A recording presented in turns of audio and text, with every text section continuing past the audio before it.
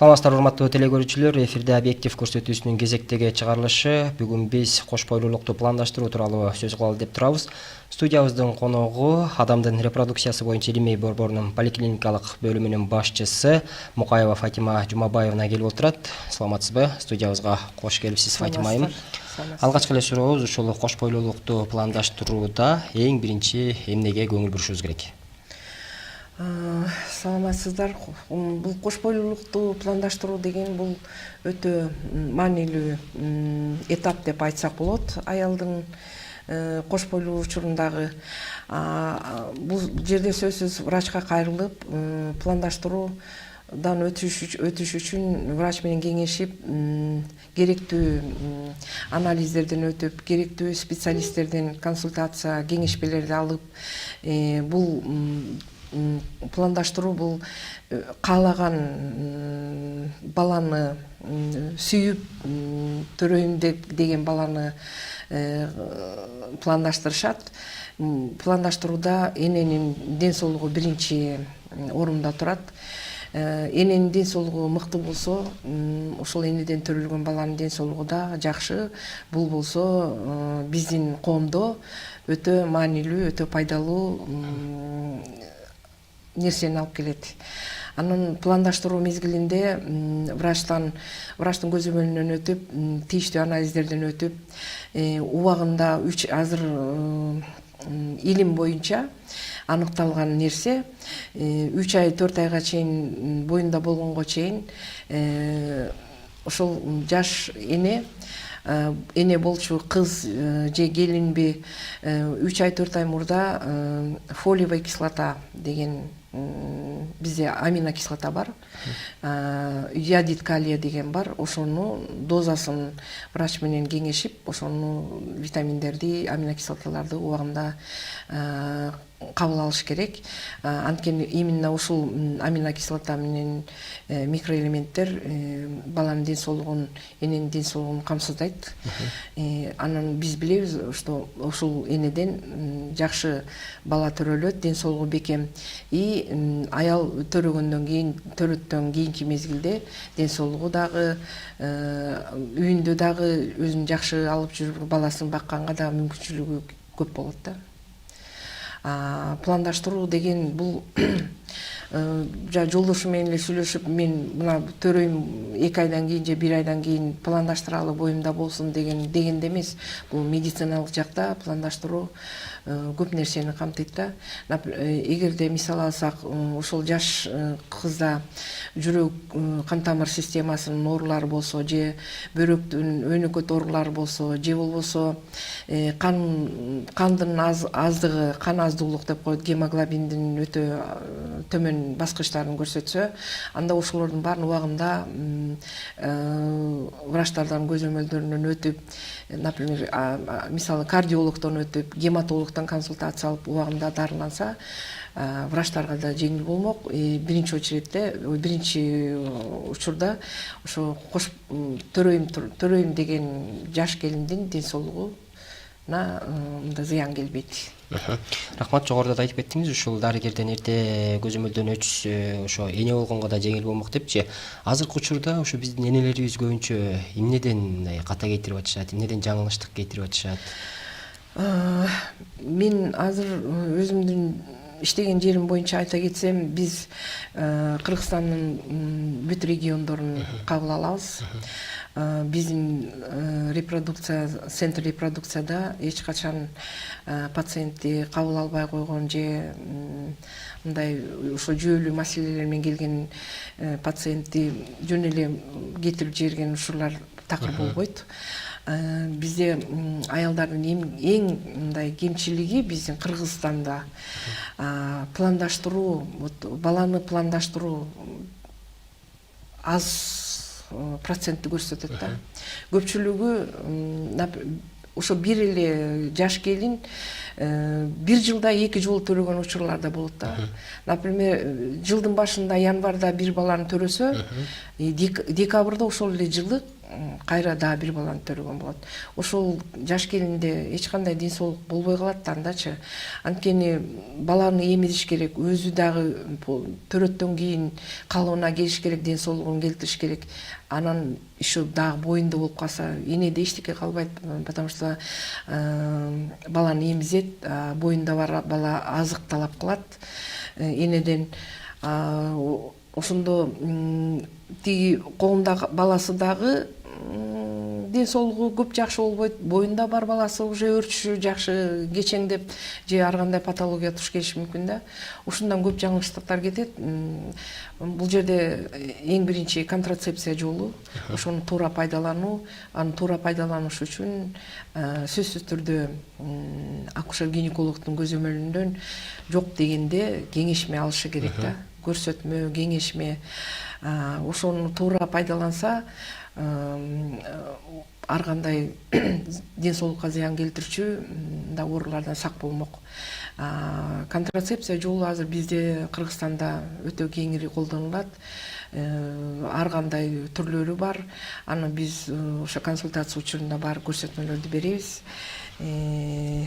Ошо каалайт элем, ошо биздин кыргыздын жаш келиндери, биздин кыздарыбыз ден соолуктары жакшы болсо, ошол келиндерден жакшы мыкты азамат, ден соолугу бекем жакшы балдар төрөлсө, биздин Кыргызстандын өсүп өнүгүшүнө чоң салым кошулат. Рахмат Фатима айым. Анан дагы кийинки суроо мындай болуп турат. Ден соолуктуу бала төрөлүш үчүн, ден соолугу чың бала төрөлүш үчүн жогоруда да сиз айтып кеттиңиз, кээ бир энелерибиз бир жылда 2 жолу төрөбөй атат деп. Энеге дагы, балага дагы мындай жакшы ден соолук болуш үчүн орто аралык канча болуш керек? Бала канча убакытка чейин эмчек эмиш керек? Ооба, бул ушул даже муну деген закон же эреже деп дагы айтса болот дагы. Медицинанын эрежеси катары түшүнсөк болот. Биздин кыз келиндер ошо аралыкты сөзсүз сактаса, бул 3 жылдан кем эмес болуш керек. Ар бир баланын ортосу 3 жылдан кем эмес болуп, анан төрөгөнгө даяр жаштын курагы бул 19 жаштан 35 жашка чейин. Ушул аралыкта көпчүлүк учурда аз процент мындай ар кандай акушерствода бизде болгон кан кетүүлөр же кан басымынын көтөрүлүп кеткени же боюнда бар учурда кант диабетинин пайда болушу, аз кандуулук, бөйрөктүн өнөкөт оорулары, ушулардын баары терс таасирин тийгизет. Анан көпчүлүк кээ бир учурларда аялдар ошого көп көңүл бурбай, аны билбегендиктен же кеч келип врачтан көрсөтмө, кеңешме албагандыктан чыгып отурат да. Анын үчүн азыр бизде медицина алдыга кетип атат. Мен ойлойм, что именно акушер-гинекологдор менен иштеген, өзүбүз иштеген коллективде же бүт эле биздин Кыргызстаныбыздын булуң бурчундагы врачтар эч качан көңүл кош карабайт деп ойлойм. Анткени бул жерде жоопкерчилик эң бийик, адамдын ден соолугу, өмүрү биз үчүн эң биринчи максат болуш керек да врачтарга. Ошондо 3 жылдан жогору, 19 жаштан жогору болуш керек. Анан азыр бизде көп кездешип жатпайбы, жаш кезикте, жаш курактагы, өспүрүм курактагы кыздар турмушка чыгып, эрте турмуш курушуп, ал кыздын ден соолугу, вообще организм өзү калыбына келе электе турмушка чыгып, өзүнүн ден соолугуна өтө залал келтирип алышат. Эрте турмушка чыккан бул азыр бизде 15 жашта, 16, 17 жашта деле болуп атат.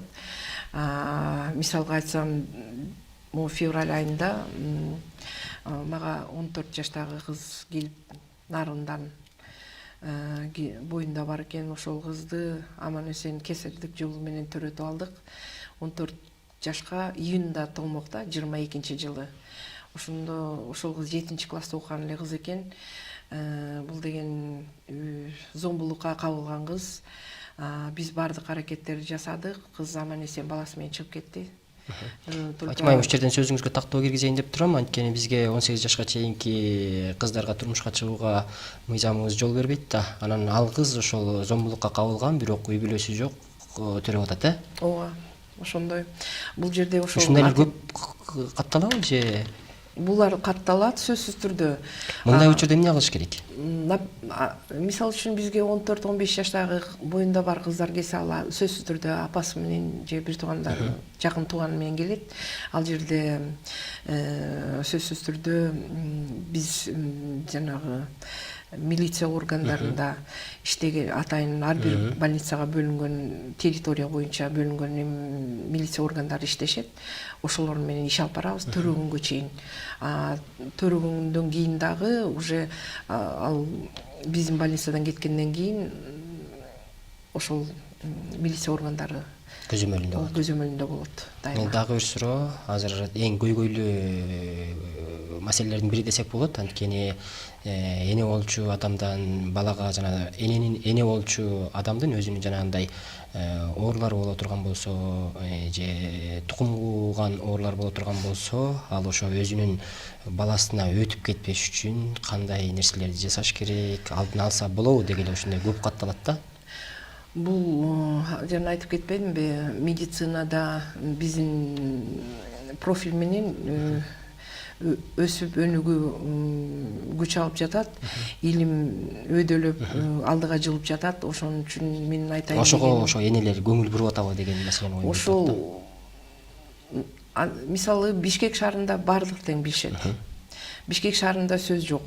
Бизде аялдар интернет менен колдонот, больницалар жакын үчүн. Вот могуреки биздин Кыргызстандын региондордо, областтарда, райондордо жашап жаткан жаш кыздар үчүн, жаш келиндер үчүн айтайын дегеним, боюнда бар учурда сөзсүз түрдө убагында врачка барып туруш керек. Бул 12 жумалык боюнда болгонго чейинки убакытта барып 3 айга чейин десек болот ошондо. 3 айга чейин анализдердин баарын өтүп, анан азыр бизде клиникалык протокол деп коебуз.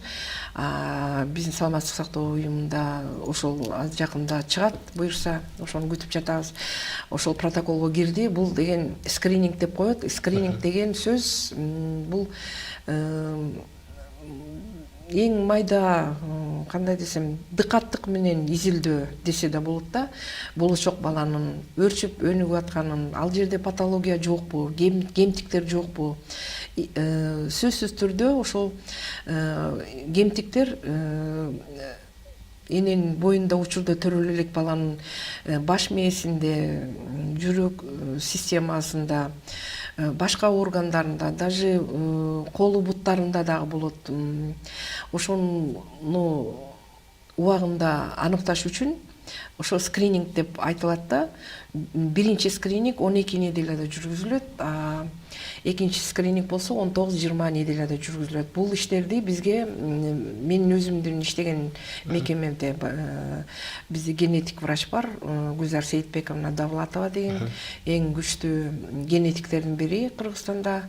Ошол врач менен биздин региондогу боюнда бар аялдарды ошо акушер-гинекологдор жиберет, консультациядан өтүшөт. Азыр өтө көп. Бул тубаса оорулар деп коет. Бул тубаса оорулар хромосомдук аномалдык патология деп койсо болот. Мындайды көп учурунда, если жашоо менен бул алып кете албай бала жашап кетиши мүмкүн эмес болсо, мындай учурда кардиналдык чечимге келебиз. Ал баланы кээ бир учурда ошол боюндан алдырганга туура келет да. Анткени бул жерде баланын жашоосу кандай болот, же кээ бир балдар төрөлгөндөн кийин чарчап калышы мүмкүн. Аябай мындай татаал порогдор болот жүрөк системасында. Ошон үчүн биринчи скрининг бул 3 айлыкка чейин болгондон кийин муну мындай кичине жеңилирээк өтөт да. Аборт кылдыргангачы. Чоң срокто кээ бир региондон келишет 30 жумалыкта, 7 ай, 8 айлыкта. Ал жерде уже бул жерде жанагы боюнда бар аялдын ден соолугуна уже залал келтириши мүмкүн да. Ошон үчүн бул жерде эми ар бир аялга индивидуально мындай ар бир аялдын өзүнүн организмине жараша чечимге чечим кабыл алабыз да. Жогоруда бир сөз кылып кеттиңиз, аборт жөнүндө, мисалы 3 айга чейин болсо, ошо баланын ден соолугун карап, эгер ал кийин жашап кете алабы, жашап кете албайбы деген маселе туулса, ошо аборт кылганга жеңил болот депчи. Азыркы учурда ошо көпчүлүк айымдар дагы ушундан көбүрөөк кооптонушат. Ошо аборттон кийин кайра боюна бүтүү мүмкүнчүлүгү дагы мындай суроо жаратып калат дегенчи. Ушундан коркунуч болуп калбайбы деги эле? Аборттон кийин кайра төрөгөнгө. Аборттон кийин сөзсүз аялдын организми өзүнө калыбына келиш үчүн ал жерде 1 айдан ашык убакыт кетет да. Ошол 1 айдан биз өзү бул закон түрүндө акушер-гинекологдор 1 айдан кийин сөзсүз түрдө врачка кайрылып, акушер-гинеколог менен ал жерден бардык толук маалыматтарды алат. Анан 6 айга чейин контрацептивдик каражаттарды сунуштайбыз. Кайсынысы ошол конкретный случайда ошол аялга кайсынысы татыктуу, ылайыктуу болсо, ошол менен биз камсыздайбыз. Көпчүлүк учурда бул жерде биринчи эне болчу айымдарга кооптураак деген да сөздөр бар, Да. Бул жерде контрацептивдик каражаттар азыр өтө көп. Аптекаларда биздин дары саткан аптекаларда ар бир проблемасы жок эле сатып алышат да. Кээ бир контрацептивдик каражаттар гормоналдык жана гормоналдык эмес деп айтылат. Анан внутриматочный спирали деп коет, шакекчелер деп коет, хирургиялык жол менен жатындын түтүкчөлөрүн жаап койгонушулар болот. Эркек кишини дагы стерилизация деп коет, хирургический ошолордун баарын азыр биздин Кыргызстанда бүт баары жеткиликтүү. Ошону мындай туура колдонуш үчүн врачтын жакшы консультациясынан өтүш керек да. Ар бир аткан убагында, например, 3 айда, мисалы 3 айда 1 жолу келип көрүнүш керек, же 1 жылда 2 жолу көрүнүп туруш керек. Ошону коюп жибербей, мындай көңүл кош карабай, мындай адамдын, ошо аялдын жоопкерчилиги бизге өтө керек. Маанилүү. Анан көпчүлүк учурда кош бойлуу учурунда баягы жеке дарыгердин көзөмөлүсүз, өзүңүз да жогоруда айтып келдиңиз, интернет айдыңы азыр бизде өнүккөн заман, ар кандай жарнамалык деңиздеги дары-дармектерди алып ичкен учурлар көп болот. Ушунун зыяндуулугу жагына токтолсоңуз, анан деги эле эне жана бала ден соолугу чың болуш үчүн кош бойлуу учурунда кандай тамак аштарды көбүрөөк жеш керек? Сиз туура айтасыз. Азыр деген базарларда деле дарылар сатып атпайбы? Кээ бир ушундай көп эмес, эми кээде ушундай учурлар кездешет. Аялдар туура эмес схема менен аборт кылдырам деп таблеткаларды сатып алышып, анан баары бир врач жок, же врачтын колдоосу жок болбойт да баары бир. Алар же кан кетүү менен келишет, же ичи ооруп, же температура көтөрүлүп, ар кандай мындай осложнение деп коебуз, ошондой менен кайрылышат да. Аны кылган туура эмес. Бизде азыр медицина бүт баарына жетиштүү. Эч ким жок дегенде мындай частный медицинский клиникага барып деле кеңешпей алса болот да. Анан аял, чтобы кош бойлууну пландаштырган, мен кайрылат элем өзгөчө жаш кыздарга, турмушка чыгам деген кыздарга сөзсүз түрдө врачтын кеңешин алып, туура тамактанып, витамин, аминокислоталарды туура дозировкаларын врач менен кеңешип, ошолор туура кабыл алса, бизде мындай ар түрдүү кооптуу, ден соолукка зыян келтирүүчү моменттер болбойт да. Туура тамактануу деген бул эң биринчиден мен айтат элем, этти эт азыктарын туура кабыл алыш керек. Көп жеш керек же? Витаминдүү тамактарды, например, уйдун этин же болсо жаш торпоктун этин, тооктун этин, анын балыкты, жумуртканы тоголок бышырып, жөн эле сууга бышырып, анан жана алма, фруктыларды, мөмө жемиштерди туура жеп, ошондон кем болбош керек да. Биз Азияда жашагандан кийин бизде баардыгы тең азыр жеткиликтүү, кышында деле баары тең турат. Ошон үчүн биздин кыздарга ошо кайрылат элем, ошого көп көңүл бургула депчи. Кийинки ушул өзүңөрдүн ден соолугуңар, төрөлчү балаңардын ден соолугу жакшы, коомго пайда келтире турган, өзүңөр да бала ден соолугу жакшы болсо, үй бүлөдө климат да жакшы болот. Эненин көңүлү, атанын көңүлү дегендей, бала дагы ушундай бакытка бөлөнүп чоңоймок да. Рахмат Фатима айым, азыркы учурда бүгүнкү күндөрү ошо Улуттук статистика комитети 7 миллионунчу ымыркай төрөлдү деп сүйүнчүлөдү. Мунун аркасында сиздердин да эмгек чоң деп эсептейбиз. Учурдан пайдаланып сиздерди да куттуктайбыз. Мындан ары дагы көбөйө берели. Анан ушул ортодо бир көп балалуу болуу, мындай балалуу болгондор азайып кетти эле да. Анан сиздердин ооруканада ошо акыркы 5 жылда алабызбы же 10 жылда алабызбы деги эле статистика кандай балдардын төрөлүшү боюнча? Мен ал эми жакында эле 9 айдын 2022 жылдын 9 айынын отчетун бердик Саламаттык сактоо министрлигине. Мен бөлүм боюнча айтканда, мисалы үчүн былтыр 21 жылы 9 айда биз 16 миңден ашыгыраак пациент кабыл алып турбуз. Быйыл 9 айдын ичинде 19.472 пациент кайрылган. Бир жылда 3 миңге көбөйгөн, э? Да, 3 миңге көп. Ошондо соответственно у нас бизде центрде төрөт дагы көп болду. Анткени биз айтып кеттим го, эч кимге биз мындай тоскоолдук жаратпай келген бейтаптардын баарын кабыл алабыз. Анан бул жерде 7 миллиондук бала төрөлдү.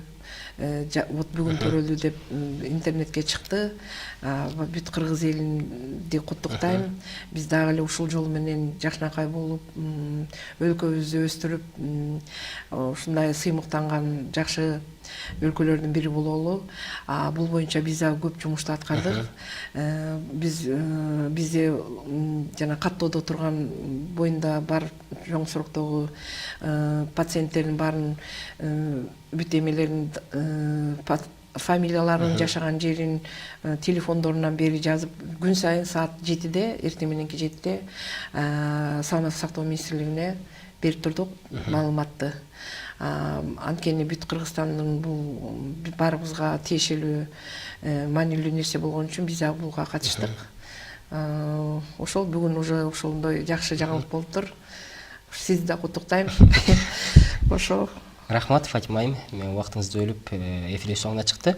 Убактыңызды бөлүп биздин суроолорубузга жооп, келечектеги энелер үчүн дагы жакшы маалымат бергениңиз үчүн сизге ыраазычылык билдиребиз. Сизге да рахмат.